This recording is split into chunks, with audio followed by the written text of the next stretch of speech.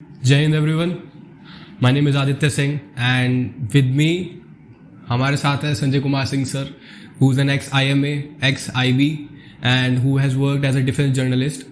So this podcast will have two parts.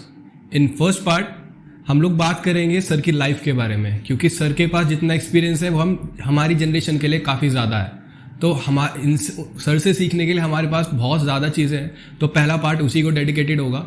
और जो दूसरा पार्ट होगा, क्योंकि सर अभी एक डिफेंस मेंटर भी हैं और सिविल सर्वेंट्स को भी मेंटर करते हैं, तो सर से हम जितने भी डाउट्स हैं जो मैंने अभी गैदर करे थे एज अ डिफेंस एस्पिरेंट, वो मैं सर से उस पार्ट में पूछूंगा.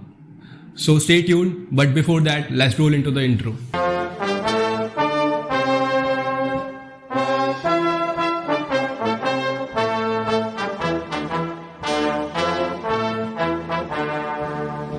So sir, welcome to my podcast, and it is a pleasure to meet you sir in person, because I was following you on YouTube and Instagram, and मेरे को लगा नहीं था सर मैं बहुत जल्दी आपसे मिल सकूँगा. मेरे को लगा था अभी काफ़ी टाइम लग जाएगा. तो सर पहला क्वेश्चन मेरा आपसे ये है कि आप मतलब हम लोगों का मोटिवेशन, आप इंटरव्यू में हम लोगों ने बताया हुआ है कि हम लोग आर्मी क्यों ज्वाइन करना चाहते हैं. सर हमें पता है कि आपने भी सिविल सर्विसेज एग्ज़ाम दिया था एकेडमी से आने के बाद. So why did you prioritise army over civil services sir? So starting with this, first of all, a little bit of sorry that this podcast took some time. I was busy with a lot of things. I'm replying नहीं कर पा रहे थे. Eventually this podcast is happening. And since you are saying this is your first podcast, congratulations for that. Hope it really works for you.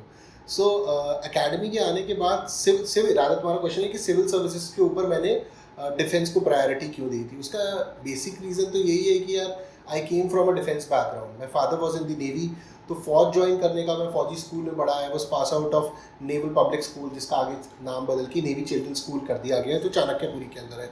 तो शुरू से ही फौज join करने का मेरे को शौक था, ठीक है. और घर पे एटमॉस्फेयर भी ऐसा ही था, दोस्त भी ऐसे ही थे. तो हमारे बैच में से जब we were in 11th and 12th, some of them join the NDA. मैं इतना अच्छा था नहीं कि मेरा NDA निकल पाया और मैं ज्वाइन कर पाए. But eventually when the NDA did not happen from the first year, I thought that मैं NCC ज्वाइन करूँगा. बट NCC तो मैंने ज्वाइन नहीं करी. मुझे लगा कि NCC अच्छा, मैं एक्स्ट्रा करिकुलर और डिबेट्स में पार्टिसिपेट करूँ, बिकॉज आई फेल्ट कि मैं दिल्ली यूनिवर्सिटी में हूँ और DU के अंदर एक्सपोजर के बहुत चांसेस थे. तो ये जो बेसिक रिक्वायरमेंट थी फौज की कि एक्स्ट्रा करिकुलर करने होते हैं, स्पोर्ट्स करने होते हैं, इसका आइडिया मुझे पहले से था, बिकॉज मैं उसी माहौल में पढ़ रहा था. तो जब मैंने ये सारी चीज़ें करना स्टार्ट करा, and when it comes to civil services की रिक्वायरमेंट बहुत डिफरेंट है. सिविल सर्विसेज में आपको एकेडमिकली ओरिएंटेड बहुत होना पड़ेगा. और फौज की जब मैं बात करता हूँ, फौज मेरे लिए एक इमोशन है, ठीक है. फौज एक इमोशन है, उसको आप पैसे के तराजू में तोल नहीं सकते हो, या फिर आप कि मुझे इतनी सारी पर्क्स मिल जाएंगी उस पर तराजू में तोल नहीं सकते हो. तो मैं यही मानता हूँ, किसी को अगर वो फौज ज्वाइन करनी है तो logic is fine in everything. It will come from your heart, you want to join it और you do want to join it. और ये जो तुम्हारी ये सैक्रोसैंक्ट फीलिंग है, पायस फीलिंग है हार्ट की, ये SSB में चेक हो जाती है, ठीक है. तो ये फीलिंग थी मेरे पास. तो अब ये फीलिंग क्यों थी, कहाँ से आई, इसका जवाब तो ढूंढना बड़ा मुश्किल है, बट ये थी. And maybe because I have been, मैं ये कैंटोनमेंट वाले इन्वायरमेंट में रहा हूँ. बट आज की डेट में ज़रूरी नहीं है जो कैंटोनमेंट के इन्वायरमेंट में वो फौज ज्वाइन कर ही रहे, ठीक है. तो उसके बाद सिविल सर्विसेज का टू बी ऑनेस्ट मुझे इतना ज़्यादा पता भी नहीं था, except my father definitely wanted me to try civil services by the graduation second year ही सेड. तो सेकेंड ईयर के अंदर मुझे एक बार थोड़ा सा डाइग्रेस हो रहा हूँ, एक कीड़ा चढ़ा कि मैं कैट करूँगा, ठीक है, कि कैट में बहुत पैसे होते हैं, ये है वो है. तो हमारे दिल्ली यूनिवर्सिटी में बहुत कंपटीशन होते थे, गार्गी में, LSR कॉलेज में. तो मैंने जाना स्टार्ट करा. I was the president of the debating society. तो मैंने जाना स्टार्ट करा. एक तो ये होता था कि तुम लड़कियों के कॉलेज में जा रहे हो, मशहूर हो जाओगे, शायद कोई गर्लफ्रेंड ही मिल जाए, ठीक है. और तुम्हें प्राइज वगैरह मिलते थे 20%, 30%. तो क्या हुआ, करियर लॉन्चर था और ये टाइम मैगजीन, ये ना नोट्स दे देते तुम्हें नोट्स लेकर आया. और मैं ऑनेस्टली बता रहा हूँ, मैंने इंग्लिश और मैथ का पेपर देखा कैट का. तो मैंने एक बार वो और एक बार बंसल का मटेरियल देखा. तो मुझे समझ गया ये औकात के बाहर है, ठीक है, ये हो नहीं पाएगा, ठीक है. एंड एट दैट टाइम और मैं थोड़े, और उस टाइम पे मैं एयरफोर्स ज्वाइन करना चाहता, आर्मी नहीं थी. तो फिर उसके बाद लक्ष्य रिलीज हुई 2004-05 में. तो हमने देखी, मैंने कहा बस यही करना है, ठीक है. And at that time and then फिर उसके अंदर फिर मैंने अपने साथ, जैसे तुमने अपना एक क्लब बनाया हुआ है, मैंने भी अपनी कॉलेज के अंदर बना लिए, 2-3 लोगों को पकड़ लिया कि आर्मी ज्वाइन करेंगे हम, ठीक है। And I used to eat sleep drink Indian army, पूरी रिसर्च। और हमारे टाइम पर यार यूट्यूब तो था नहीं, तो whatever information we used to get from legit people. I tell you the difference, legit people, कोई एनसीसी का हो गया, कोई आर्मी ऑफिसर हो गया, तो लेजिटिमेट इन्फॉर्मेशन आती है। आपके युग की प्रॉब्लम जो आज की डेट में जो इन्फॉर्मेशन बॉम्बार्ड कर दी गई है, the problem with today youth is that who will guide कि विच इज करेक्ट इन्फॉर्मेशन और विच इज इनकरेक्ट। हमारे टाइम पे इतनी इन्फॉर्मेशन नहीं थी, तो यहाँ से वो बना, 3 of us started preparing, 3 of us cracked the examination, 3 of us cracked the SSB in first attempt and went to join the forces. तो सिविल सर्विसेज जब मैं बाहर आया, and then I thought that because of the medical engineering and all these things which has happened, that I want to try for civil services, specifically try for the IPS, because मुझे लगा कि after the army IPS is something which is equivalent और many people will say is better to join it because I came. तो यार मैंने try करा, but मैं इतना अच्छे उस एग्जाम में परफॉर्म नहीं कर पाया। So civil services was never my first choice, army was my first choice, and I always say that अगर मेरे भी और 7 जन्म भी और हो, I will still be trying Indian army again and again, ठीक है। तो दैट्स इट। तो civil service is definitely good, but मेरी चॉइस फौज थी यार। और आगे भी अगर कभी दोबारा जन्म हुआ मनुष्य में और हम भारत में जन्मे, तो भारतीय फौजी रहेंगे। गुड सर, अगला क्वेश्चन मेरा रहेगा, आपने बताया सर आप एनसीसी ज्वाइन करना चाहते थे कॉलेज में लेकिन नहीं कर पाए, तो सर आपको क्या लगता है सर एनसीसी का अगर कोई बेनिफिट हो सकता है किसी डिफेंस एस्पिरेंट को, क्या सिविल सर्विसेज एस्पिरेंट को भी हो सकता है, और डिफेंस एस्पिरेंट्स के लिए बेनिफिट्स होंगे तो वो क्या होंगे? ठीक है, डिफेंस एस्पिरेंट को तो 500% है, क्योंकि अगर आपने कॉलेज के फर्स्ट ईयर पे ज्वाइन करा, तो जब आप पास आउट होते हो 3 साल के एनसीसी करके, आपको सीट सर्टिफिकेट मिलता है। अगर उसमें आपकी अल्फा ग्रेडिंग या ब्रावो ग्रेडिंग आती है, तो आप डायरेक्ट एसएसबी दे सकते हो। उसको हम बोलते हैं NCC special entry scheme, C certificate special entry scheme, जिसके अंदर आपको ओटी का एग्जाम, सीडीज का एग्जाम नहीं देना होगा, और साल में आपको 2 एसएसबी मिलेंगे। तो इसमें करीबन लड़कियों की 4-5 सीट्स हैं और लड़कों की करीबन 50 सीट्स हैं। तो अगर आपने वो एसएसबी क्लियर कर लिया, you can join the academy. So this is the benefit of it, और ये है डायरेक्ट बेनिफिट अगर आप ऑफिसर एंट्री में जाना चाहते हो। अब जो अग्निवीर स्कीम आई है, और कुछ एक जो एसएससी जीडी है, जो अदर रैंक से और सिपाही रैंक से, वहाँ पर भी कुछ पॉइंट्स मिल जाते हैं एनसीसी सी सर्टिफिकेट के। अगर आप सिविल सर्विसेज की बात करते हो या सीएपीएफ की बात करते हो, ऑफिसर रैंक्स में इसकी एज सच डायरेक्ट बेनिफिट नहीं है, बट एनसीसी को हम डायरेक्ट बेनिफिट नहीं देख सकते। एनसीसी की जब बात करते हैं, जब आप एनसीसी में ड्रिल करते हो, एनसीसी में सुबह उठ के 5-5:30 बजे, फॉर एग्जांपल आप आरडीसी रिपब्लिक डे परेड के लिए आप सेलेक्ट हो जाते हो, परेड करते हो, बड़े बड़े लोगों से मिलते हो, ऑफिसर से बात करने का तरीका सीखते हो। इट्स दी जो बेयरिंग होती है बॉडी की, वो सही हो जाती है, बोलने का तरीका बदल जाता है, डिसिप्लिन होता है। It's not always about the कि मुझे ये सर्टिफिकेट मिलेगा, it's how it changes your personality. आपको बोलने का तरीका, अफसर से बात करने का तरीका, लोगों से बात करने का तरीका। कई बार दूर से देख के लगता है ना यार ये शायद फौजी है, उनकी बेयरिंग दिखती है ना, जिस तरह वो बात करते हैं, हैंडशेक करते हैं, इतना डिसिप्लिन लगता है, काम करने का तरीका, दूर से ऐसा लगता है कि this person knows his work, ये मटर गश्ती नहीं कर रहा। तो एनसीसी ये सारी चीज़ें भी सिखाती है। एक्स्ट्रा करिकुलर एक्टिविटीज़, मान लीजिए मैं डीयू से था, बहुत एक्स्ट्रा करिकुलर थे, बट आप जैसे अपने शहरों में जाओ या फिर हम भारत के अलग अलग जगहों में जाए, हर कॉलेज में इतनी एक्टिविटीज़ नहीं हो रही, हर कॉलेज में इतने स्पोर्ट्स भी नहीं हो रहे। तो जिन कॉलेजेस में ये नहीं हो रही, तो एनसीसी में जुड़ने के बाद एनसीसी पूरे देश में भ्रमण करती है, अलग अलग एक्टिविटी में आपको पार्टिसिपेट कराएगी। तो अगर आप नहीं कर सकते हो तो ये कराएगी। तो मेरे हिसाब से एनसीसी को आपको सिर्फ सी सर्टिफिकेट की वैल्यू से नहीं देखना चाहिए, एनसीसी को ओवरऑल पर्सनालिटी के हिसाब से देखना चाहिए। मेरे कॉलेज के टाइम पे when I was thinking of joining it, एक तो मैं जिस स्कूल से आया था वहाँ पर भी मैंने बहुत एक्टिविटीज़ करी थी, and in my college and Delhi university हमारे पास एम्पल अपॉर्चुनिटीज़ थी। So I thought that I devote time and I crack the CDS and join. तो मेरे दिमाग में उस फ्री एंट्री जिसको बच्चे बोल देते हैं, या मैं सी सर्टिफिकेट से जाऊँ, ख्याल ही नहीं था। बट अगर कोई नया बच्चा ज्वाइन करता है तो उसको ज़रूर एनसीसी ट्राई करनी चाहिए, it will really impact his personality in good way. तो sir next question would be, आपने बताया सर डिफरेंट एंट्रीज़ के बारे में बताया, आपने एनसीसी एंट्री स्कीम के बारे में बताया, तो सर काफ़ी एस्पिरेंट्स को कन्फ्यूजन रहता है कि ये एंट्री स्कीम्स में डिफरेंस क्या है. अगर एंट्री स्कीम डिफरेंट नहीं है तो आप किसी से भी जाओ आपको कमीशन वैसे ही मिलना है. कमीशन का काफ़ी कन्फ्यूजन रहता है सर. तो OTA जो एंट्री स्कीम है और OTA IMA और सर NDA में डिफरेंस क्या होगा सर? मतलब अगर आप इनसे पास आउट होंगे तो क्या डिफरेंस आएगा? देखो यार, NDA जो है, if you want to join in the officers rank after 12th, तो 12th के बाद आपके पास दो मेजर एंट्रीज हैं. एक तो है NDA जिसकी तुमने बात करी, नेशनल डिफेंस एकेडमी, और दूसरी जो एंट्री आती है वो आती है टेक्निकल एंट्री स्कीम. तो जो नेशनल डिफेंस एकेडमी है, 12th के बाद तुम NDA का रिटर्न एग्जाम दोगे. एग्जाम अगर तुमने क्लियर कर लिया, SSB क्लियर कर लिया, मेडिकल क्लियर कर लिया, then you will go to 3 years to NDA, जहाँ आपकी ग्रेजुएशन या BTech जो भी आपकी करवाई जाएगी 3 साल वहाँ होगा. और उसके बाद फाइनल ईयर की जो आपकी ट्रेनिंग है या कमिश्निंग की ट्रेनिंग है वो रिस्पेक्टिव अकेडमी में होगी, IMA में या INA के अंदर या AFA के अंदर. ठीक है. और टेक्निकल एंट्री स्कीम अगर आप क्लियर करते हो, इसमें आपका रिटर्न एग्जाम नहीं है. इसके अंदर आप डायरेक्टली SSB देते हो on the basis of your 12th percentage.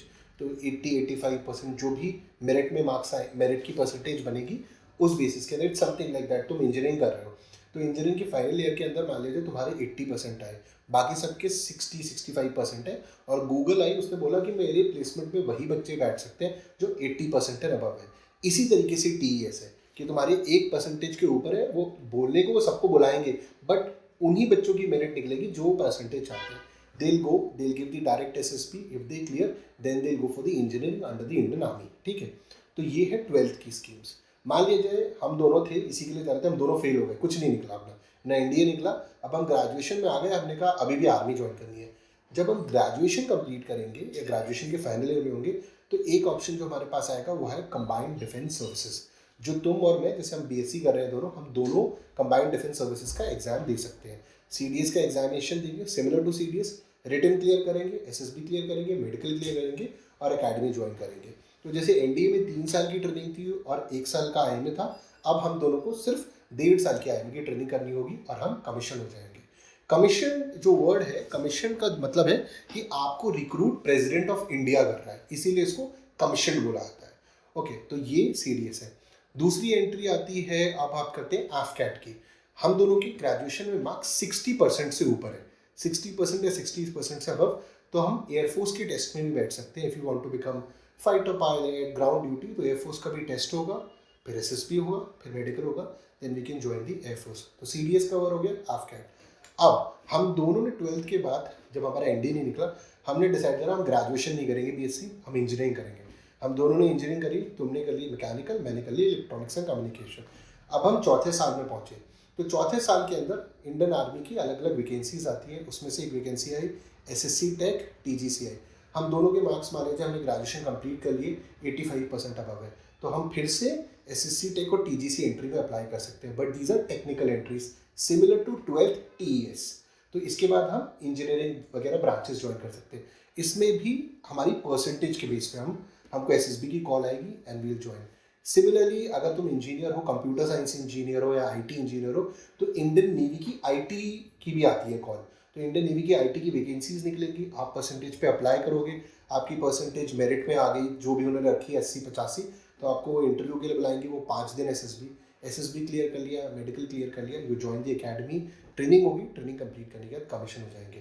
तो these are the entries after 12th. जो NDA TS है, और NDA में ही आपकी NDA के एग्ज़ाम के साथ ही NDA नेवल एकेडमी होती है.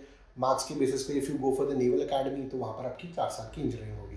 तो ये 12th की है. ग्रेजुएशन के बाद CDS है, AFCAT है, TGC है, SSC टेक है, और उसी के अंदर आपकी NCC भी है जो मैंने अभी एक्सप्लेन करी थी, जो C सर्टिफिकेट पे जाते हो. अब CDS को अगर हम तोड़ दें तो उसमें IMA, INA, AFA, OTA आता है. तो OTA और इन तीनों में फ़र्क यही है, permanent commission versus short service commission. Short service commission 10+4 years of services है, और जो एक्सटेंडेबल है प्रोवाइडेड आपका वो ट्रैक रिकॉर्ड चेक करेंगे, आपने फौज में कैसा परफॉर्म करा, उसके बेसिस के ऊपर वो आपको PC देंगे if you come in the merit. और अगर आप IMA, INA, AFA ज्वाइन करते हैं थ्रू दी CDS एग्जाम, आपको परमानेंट कमीशन मिलेगा. ठीक है, and that's a longer period of services in the फौज. एंड सिमिलरली आप NDA के थ्रू भी जाओगे तो आपको परमानेंट कमीशन मिलेगा. सो आई थिंक मैंने हॉलिस्टिकली काफ़ी चीज़ें कवर कर लिया sir. I guess doubts clear हो गए होंगे.